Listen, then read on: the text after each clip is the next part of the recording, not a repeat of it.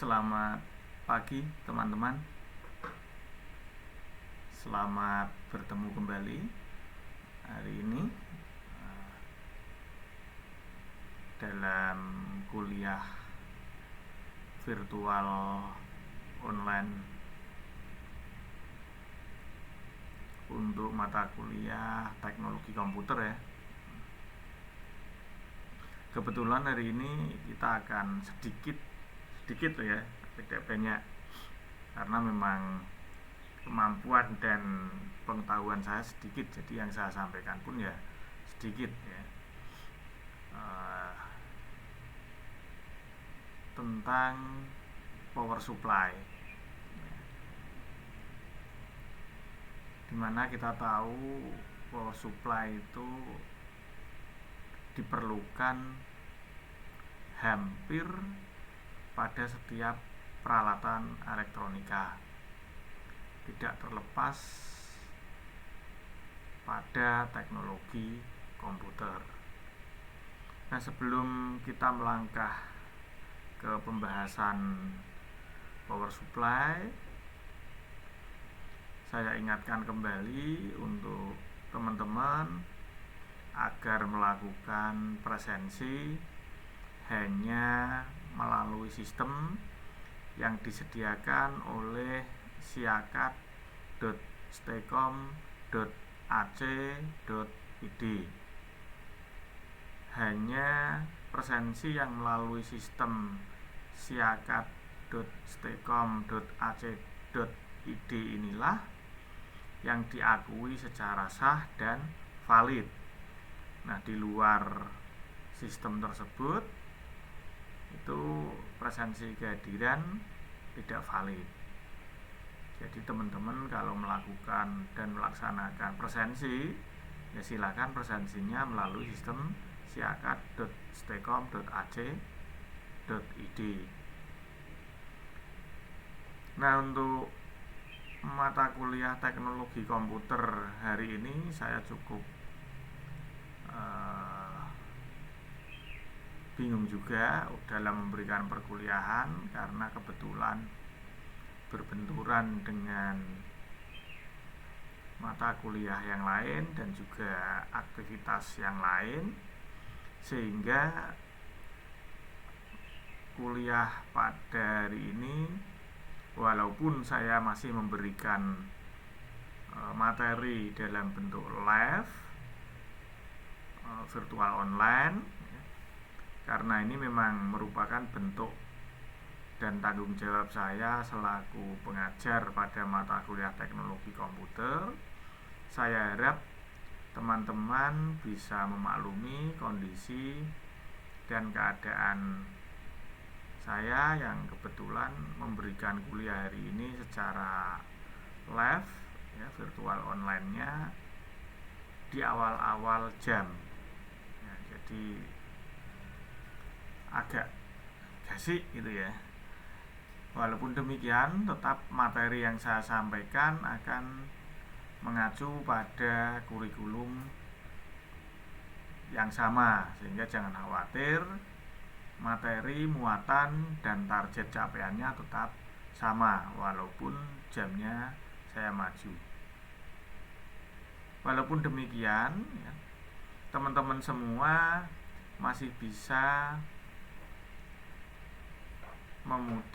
menyaksikan video dari kuliah virtual online ini melalui kanal atau channel YouTube kapanpun dan dimanapun. Dan presensi pun bisa dilakukan sampai dengan batas akhir, yaitu pukul 23.00, sehingga jeda waktu 1 hari teman-teman bisa menyaksikan, bisa memutar ulang. Kalau video saya tidak dibatasi oleh durasi waktu, tidak dibatasi oleh ruang dan waktu ya, sehingga dimanapun bisa Anda putar kembali, kapanpun juga masih bisa diputar kembali. Cuman yang presensinya yang dibatasi sampai dengan jam 23.00. Sekali lagi saya mohon maaf Kalau teman-teman merasa kurang nyaman atau merasa ada sesuatu yang mengganjal di hati dari teman-teman, sekali lagi saya tekankan bahwa materi yang saya berikan akan mengacu dan sesuai pada kurikulum, baik muatan, target capaian maupun isi dari perkuliahan tersebut. Baiklah, kita lanjut ke materi tentang power supply ya. Kalau pada pertemuan-pertemuan sebelumnya, minggu-minggu yang lalu, kita sempat mempelajari tentang mainboard, kita sempat mempelajari tentang chipset ya, dan sudah dikenalkan dengan namanya teknologi, konsep dasarnya ya, teknologi komputer. Nah, hari ini kita ke power supply. Karena pada prinsipnya semua peralatan tadi, bahkan seluruh peralatan-peralatan elektronik ini membutuhkan suplai daya. Nah, daya ini dari mana? Daya ini ya dari power supply. Sehingga pengertian dari power supply dalam teknologi komputer yaitu sebagai alat bantu konverter tegangan listrik pada komputer yang dapat mengubah tegangan listrik yang memiliki arus AC ke arus DC. Sehingga apa? Sehingga seluruh hardware yang terkoneksi ke dalam komputer kita, terutama yang membutuhkan tegangan-tegangan listrik yang berarus DC, mendapatkan supply, mendapatkan daya. Nah, dari mana daya ini diperoleh? Tentunya daya ini akan diperoleh secara langsung melalui power supply. Di komputer kita kan ada hard disk, ada keyboard, ada monitor atau layar untuk menampilkan tampilan atau teks atau gambar gitu. Semuanya itu kan membutuhkan catu daya. Nah, catu daya inilah yang mensuplai, yang memberikan itu adalah power supply. Dimana pada power supply ini dia bisa mengubah arus listrik ya, dari PLN ya. Jadi arus listrik yang langsung dari PLN itu bersifat bolak-balik atau AC. Makanya kalau kita nyambung listrik itu kabel 2, asumsinya 2 saja ya, plus sama minus itulah, kita bolak-balik tidak berpengaruh. Karena apa? Karena arusnya adalah arus AC ya. Jadi arus yang bersifat bolak-balik. Sedangkan peralatan-peralatan serta komponen-komponen elektronik kita, terutama komponen-komponen penyusun teknologi komputer kita, itu kebutuhan arusnya bukan arus AC, melainkan kebutuhannya adalah arus DC atau arus searah. Nah, dengan power supply inilah nanti arus yang tadinya bolak-balik atau arus AC menjadi arus yang searah atau arus DC. Kemudian setelah dia dibalik dari arus AC menjadi arus DC, disalurkan ke komponen-komponen yang membutuhkan. Selain itu, ya kan, ada beberapa power supply yang sekaligus berfungsi sebagai stabilizer. Ya. Maksudnya fungsi stabilizer itu apa? Yang dimaksud dengan fungsi stabilizer adalah menyetabilkan tegangan. Kita tahu ya, arus listrik yang ada di kita itu tegangannya kadang naik sampai dengan 300, tapi kadang turun bahkan sampai di bawah 200. Nah, agar stabil ada di tegangan tertentu, misalkan ada di tegangan 220, maka fungsi dari sebuah stabilizer ini digunakan. Jadi arus voltase dari arus bolak-balik atau PLN tadi ya, yang tegangannya naik ke 300, tetap nanti dia akan terbaca keluaran sebagai 220. Ketika dia turun ke kurang dari 200, dia nanti juga akan terbaca sebagai 220. Ini namanya stabilizer. Tapi tentunya di sini nanti masalah harga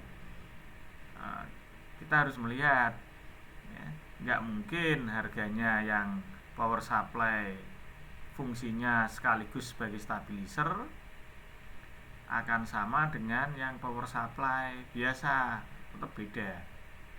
Power supply biasa pun nanti harganya juga bervariasi tergantung dari karakter power supply-nya. Power supply itu ada yang pure ya, outputnya pure. Kalau outputnya pure itu maksudnya di situ tertulis 300 watt, ya berarti dia mampu mengeluarkan output sebesar 300 watt. Kalau di situ tertulis 450 watt, ya berarti power supply tersebut memang asli mengeluarkan output sebesar 450 watt. Kalau di situ tertulis 500 watt, ya berarti power supply tersebut real mengeluarkan output 500 watt. Tapi ada yang tidak pure. Misalkan tertulis 450, fakta realnya bahwa power supply itu hanya mampu memberikan output daya sebesar 300 watt. Nah, ini kan terjadi penurunan. Nah, ini termasuk nanti harga itu ada di sana. Pengaruh-pengaruhnya meliputi dari output real sama fungsi stabilizer yang ada di power supply tersebut. Nah, ternyata di dalam power supply itu ada 4 jenis fungsi yang berkaitan dengan kestabilan arus listrik. Yang pertama adalah over voltage protection atau OVP. Jadi tegangannya kalau berlebihan, sangat tinggi sekali, itu kan nanti peralatan kita bisa konslet, terbakar. Nah, ini fungsi yang pertama, yaitu over voltage protection.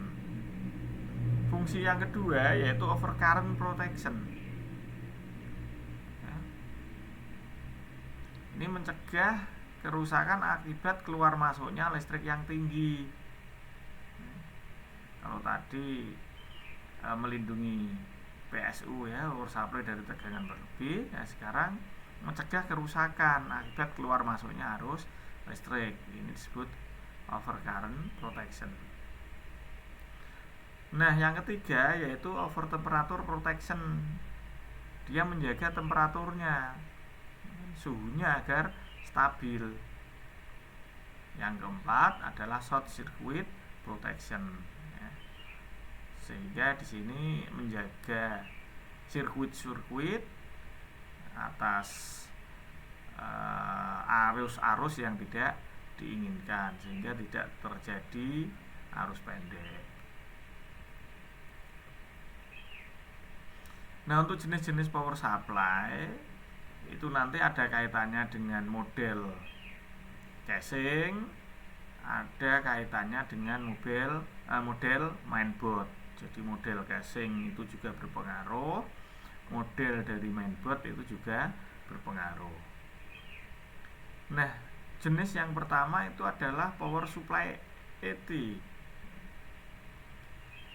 atau power supply AT gitu ya. Tapi kalau kita ejaan bahasa Jawa kuno itu menggunakan ejaan AT. Nah, tombol on dan off, kalau model power supply seperti ini ya, tombol on dan off. Lupa apakah ada tombol on off-nya? Ada ya. Karena nanti kan triggernya itu untuk menyalakan komputer itu ada tombolnya on dan off, itu nanti pada casing. Nah, tombol on dan off ini akan dihubungkan langsung pada tombol casing. Di casing itu ada on off-nya, nanti langsung dihubungkan ke sana. Nah, untuk menghidupkan dan mematikan komputer, kita harus menekan tombol power yang ada pada depan casing. Nah, kalau Anda lihat kebanyakan itu tombol power itu ada di depan casing ya. Nah, untuk power supply atau power supply jenis ET ini itu digunakan pada era komputer Pentium 3. Pentium yang agak jadul dulu ya. Walaupun ya kan sekarang ya, itu tidak menutup kemungkinan bahwa jenis dari power supply atau power supply ET ini masih digunakan ya. Terutama yang model-model tower ya, agak apa ya, kotak itu ya, agak kotak gitu. Jadi ini memang agak-agak lama yang versi komputernya ya, walaupun masih beberapa itu ada yang menggunakan. Terus kemudian untuk yang power supply ATX atau ATX ya, ATX gitu ya, itu modelnya itu lebih simple dibanding dengan yang sebelumnya atau ET tadi. Cirinya pada power supply ini itu kabel konektor atau pin yang ada yang nanti terhubung ke motherboard sudah menjadi satu bagian. Kalau yang ET tadi itu biasanya terpisah. Nah, kalau ini sudah terkemas menjadi satu bagian, satu kemasan, tinggal colok. Itu sudah yang pipih panjang. Totalnya itu ada 20 pin nanti, 20 kaki. Nah, makanya dalam power supply ATX ini orang-orang teknisi atau orang-orang teknik menyebutnya dengan ATX 20 pin.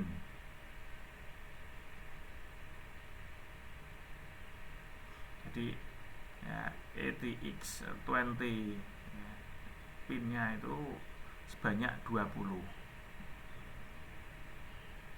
Sehingga dengan sudah tergabung dan terkemas dalam satu kesatuan tadi, dalam pemasangan instalasi power supply ATX ini tergolong sangat mudah, nggak ribet, nggak harus sulit-sulit, nggak bingung gitu ya.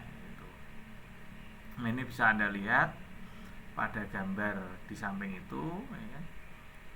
Itu jumlah pinnya 20 ditambah 4 konektor ATX-nya. Jadi totalnya itu 24. Jumlah pin power supply-nya itu ada 20 plus 1 ATX-nya itu 4. Jadi total 24. Ini saya tunjukkan ini. Nah, ini mau saya ini. Nah, ini. Nah, ini itu dihitung Anda 20 ya. Ini kan satunya ini 2 ini. Jadi ada dua apa kaki yang tersembunyi satu ini. Di baliknya sana, di belakangnya. Kalau dihitung ya 1 2 3 4 5 6 7 8 9 10. 10 ya, di baliknya sana itu ada 10 kaki juga. Berarti total ini 20 pin. Ini kabel konektor power supply-nya itu 20 plus ya kan 4 ya, 1 2 baliknya 2. Ini pin ATX-nya namanya. Kalau orang-orang teknisi menyebut ini pin ATX, kalau ini pin power supply model ATX 20 pin, ini 4 pin, total 24 pin bisa ini fungsi dari pin-pin dan warnanya itu seperti ini. Ini 24, pin 1, pin 2, pin 3 ini. Ini model power supply yang ATX. Nah, ini yang tadi saya bilang yang pinnya 4 itu ya.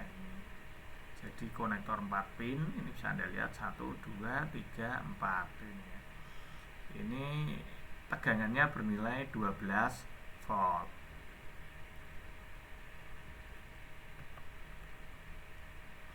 Ini yang model 6 pin ya. Power kabelnya ya, ini 1, 2, 3, 4, 5, 6 ya. Terus ini ada koneksinya dihubungkan ke port komponen komputernya. Nah, ini arti dari ke-6 port ini ya kan, kalau merah itu artinya kabel tersebut dialiri oleh tegangan sebesar 5 volt.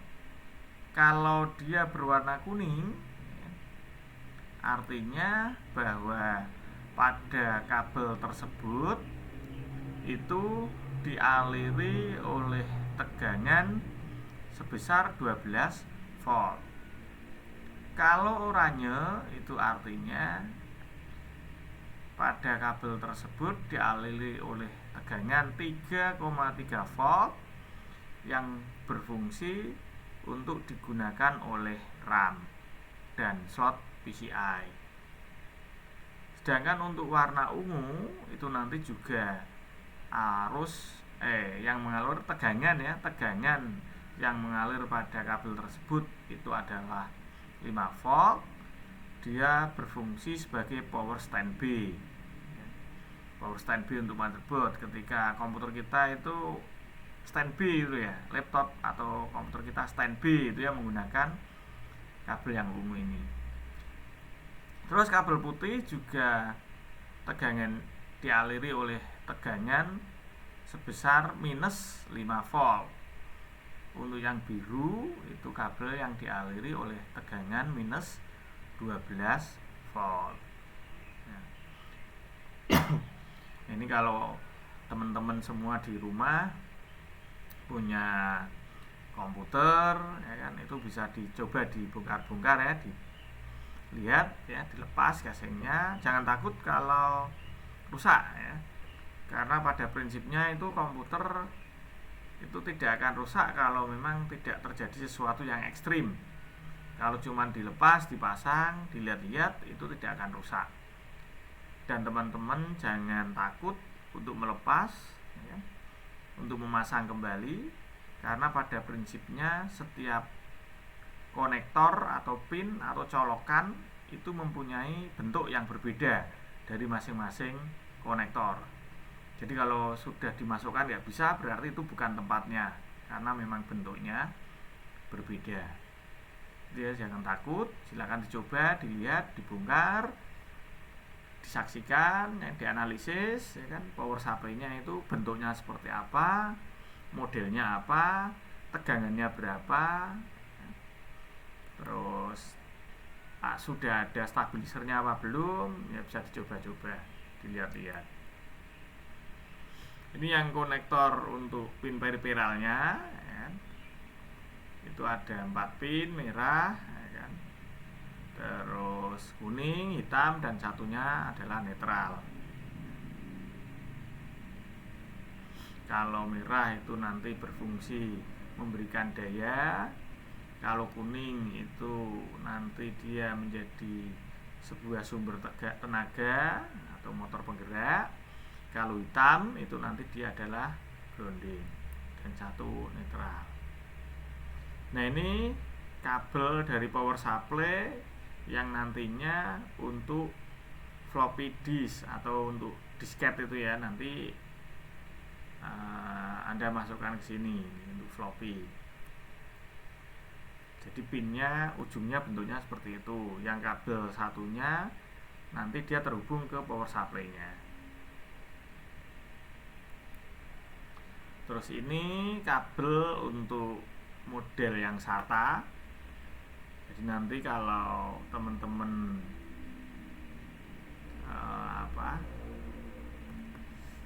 beli power supply, ya kan, itu nanti ada ketemu kabel yang satu terujung ke konektor, ya, konektor untuk SATA power ini ya. Jadi biasanya ke hard disk ya. Terus kemudian yang satunya nanti ujungnya nempel ke power supply-nya. Nah, perlu dilihat bahwa dalam komputer kita nanti media penyimpanannya ya, kalau komputernya agak versi lama, itu nanti kabel powernya itu untuk harddisknya itu menggunakan yang ATA, model ATA. ATA itu kabel putih terdiri dari 4 colok atau 4 pin tadi ya. Nah, yang satunya kabelnya modelnya SATA. Kalau SATA seperti ini yang ada di gambar. Tapi kalau ATA itu modelnya dia terdiri dari 4 slot. Sehingga perlu dilihat nanti power supply kita itu cocoknya, atau kebutuhan komputer saya itu cocoknya power supply yang berbentuk SATA atau power supply yang berbentuk ATA. Walaupun nanti ketika di lapangan realnya, ketika kita menemukan power supply ya kan, yang untuk konektor disknya itu berbentuk ATA, lalu kita sambungkan dengan konektor agar outputnya nanti bisa berbentuk SATA, itu pun bisa. Jadi memang ada alternatif-alternatif ketika kita sudah di lingkup ranah praktek atau kita di lingkup ranah penerapan, sehingga tidak harus ya, itu bisa disiasati dengan menggunakan salah satunya adalah penggunaan dari konektor dari ATA ke SATA. Sedang untuk cara kerja power supply, yaitu dia akan mengubah daya standar 120 volt menjadi sebuah bentuk aluran listrik yang dapat digunakan oleh komputer, yaitu komputer yang bersifat arus searah. Nah, di sini kebutuhan akan voltase masing-masing komponen berbeda-beda. Kalau motherboard itu biasanya kebutuhan dia itu sekitar 5 volt. Terus kemudian untuk adapter card ya, adapter card itu kayak slot untuk MMC, slot untuk memory card itu ya. Terus apa lagi ya? Slot untuk PCI itu ya. Slot-slot itulah yang penting ketika dia nanti dihubungkan slotnya itu membutuhkan daya sedikitnya itu 5 volt. Terus kemudian hard disk kita, flash disk kan, USB itu ya, itu terus apa lagi ya, itu media penyimpanan yang ke DVD itu ya, itu juga membutuhkan catu daya sedikitnya 5 volt. Beda dengan kipas angin ya, kipas angin di gasing-gasing itu kan biasanya ada kipas angin. Kalau kayak saya kipas angin yang biasa standar. Tapi kalau teman-teman mungkin masih cool ya, masih suka yang aneh-aneh, itu mungkin kipasnya dikasih lampu kelap-kelip, merah, kuning, hijau ya kan, pelangi dan lain-lain. Itu kipas angin yang ada di casing ya. Atau mungkin cooling itu dia yang memutar di prosesor, itu cooling namanya, kipas yang memutar di prosesor. Atau mungkin ada kipas yang memutar di pendingin chipset, itu kadang-kadang motherboard juga ada ya. Jadi chipsetnya itu pakai cooling ya. kipas. Terus yang di VGA itu kadang-kadang ada yang pakai kipas cooling. Nah, kipas-kipas dan cooling itu ketika dia nyala itu membutuhkan kebutuhan sekitar 12 volt. Beda ya.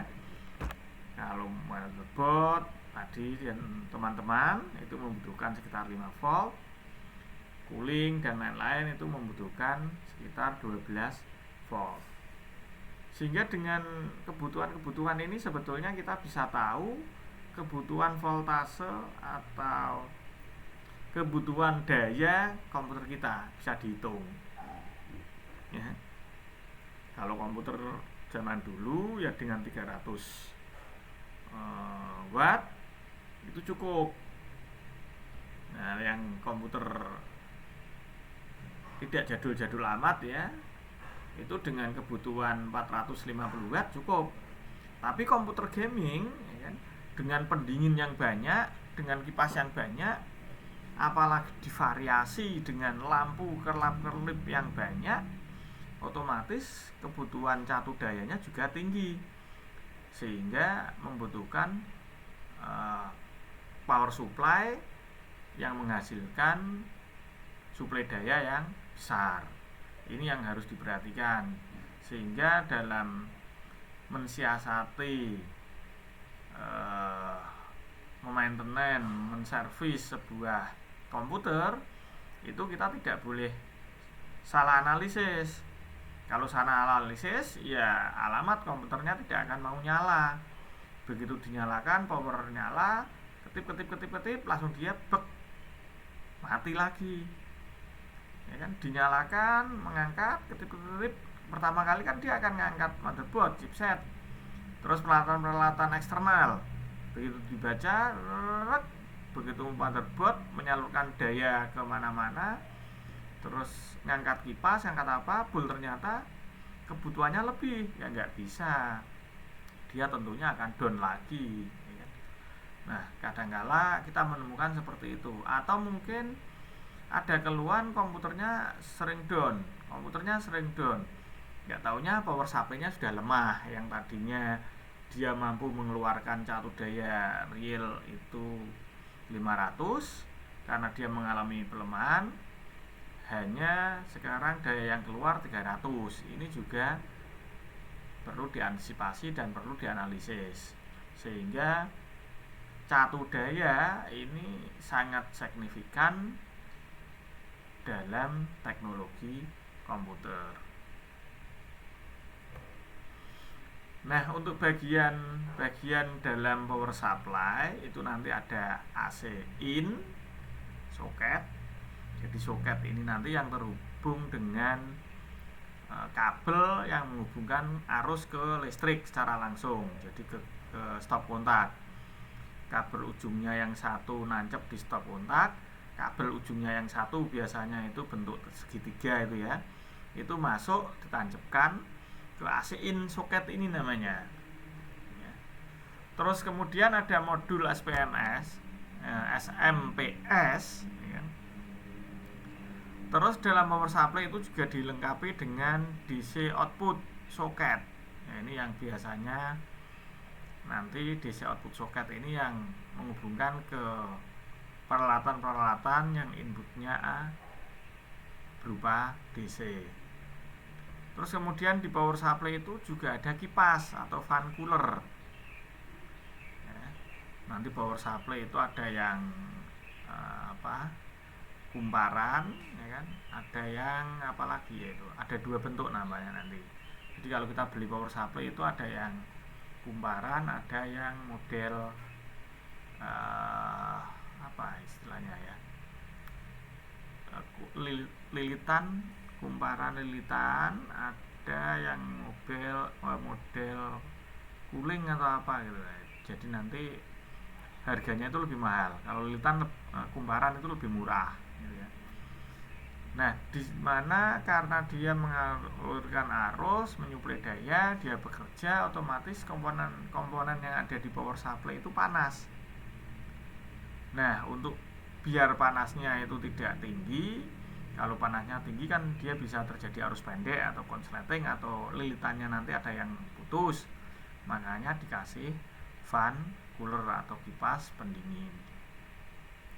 Terus yang bagian terakhir dari power supply itu adalah casing power supply. Jadi power supply itu dibungkus dalam kotak kan, biar nanti bisa terpasang pada mainboard, sehingga casing power supply ini satu dia sebagai penghubung antara power supply dengan casing agar bisa terpasang pada casing. Yang kedua, casing pada power supply ini sebagai pelindung biar komponen-komponen penting yang di dalam power supply itu tidak bersentuhan langsung, tidak terlihat langsung oleh luar. Nah, mungkin hanya ini yang bisa saya sampaikan mengenai power supply. Kita berdoa dan berharap kapan-kapan semoga kita bisa bertatap muka, bertemu secara langsung, sehingga apa yang saya sampaikan bisa saya tunjukkan ke teman-teman semua. Kita bisa saling bertukar pengalaman, kita saling bisa bertukar ilmu, sehingga menambah wawasan kita, bisa memperdalam hasanah keilmuan kita.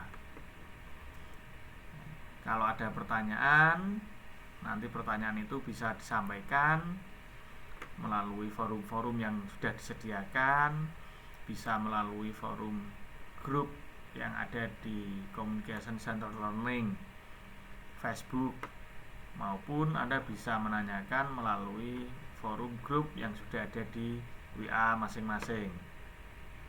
Mungkin hanya ini yang saya sampaikan. Sekali lagi saya mohon maaf atas kekurang nyamanan, atas ketidakmampuan saya dalam memanage, mengelola, dan menyampaikan sesuatu ke teman-teman. Akhir kata saya akhiri, terima kasih. Selamat pagi.